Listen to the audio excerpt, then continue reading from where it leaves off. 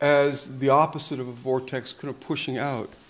So by that token, one of the really obvious ones is this point along the large intestine channel that's associated with the radial head. And it sits here on this muscle mass here. And just, you can find the point energetically before, I know it's sore before I press. And again, I'm going in mercifully with the pad, the soft pad, but I'm applying pressure and it's sore, right? Is that the one at the end of the crease? The lateral end of the crease? No, where I am is really, if this is the radial head, where I am, we're to do this specifically later, is here. Here's the lateral crease here. So we're really in forearm. Kind of below it? Kind of below it. So this is the spot, like right in there. And often, if I can feel the energy of it, and the person says, no, that doesn't hurt there, I know it's close. So then I'll find a different angle for it. But here's where it is. And so was I grinding on that? I mean, it felt like I was, but what's that? Oh, this is a generic point. Oh, generic point. Yeah, I'm not. We're going to do it again later. Yeah. Really do it. So should I still take this? Yeah. So this is the basic procedure. I have an intimate relationship with this point, right? And I understand that when I put pressure on it, it's exquisitely tender, like nauseatingly tender. Happens to be on a large intestine channel. I don't know what number it is, but that's none of my business. And I know that it's associated with the radial head, and I know that it's associated with the arm, forearm, wrist.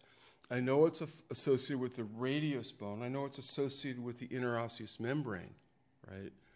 And I know that if I extend her arm, drop your shoulder, please, and use her wrist as a lever. And I'm monitoring the point with my hand.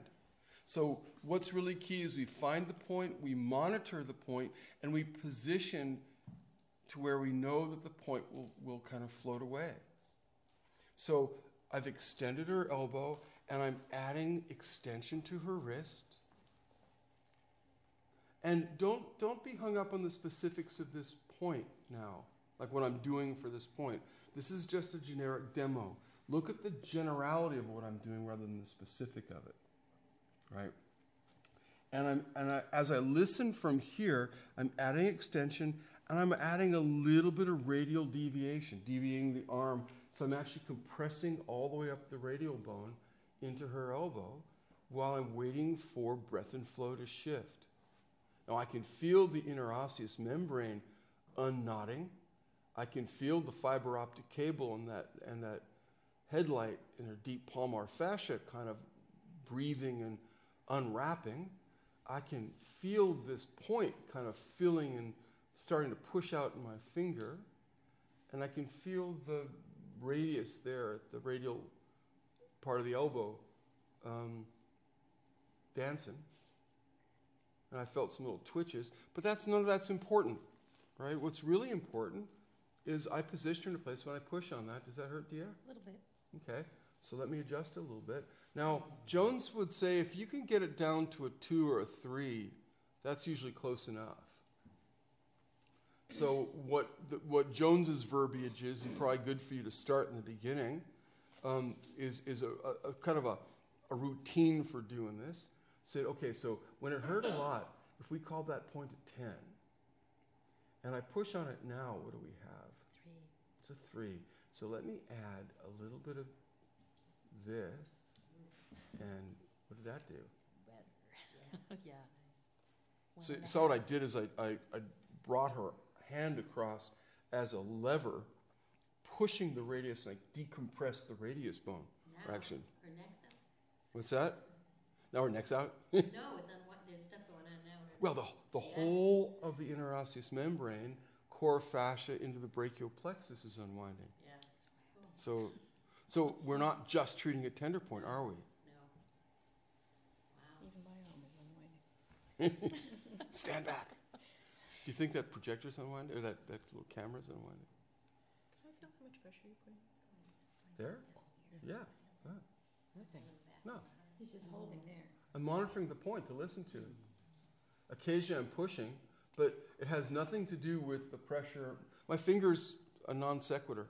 The monitoring finger. How's that, dear? Good. Like what?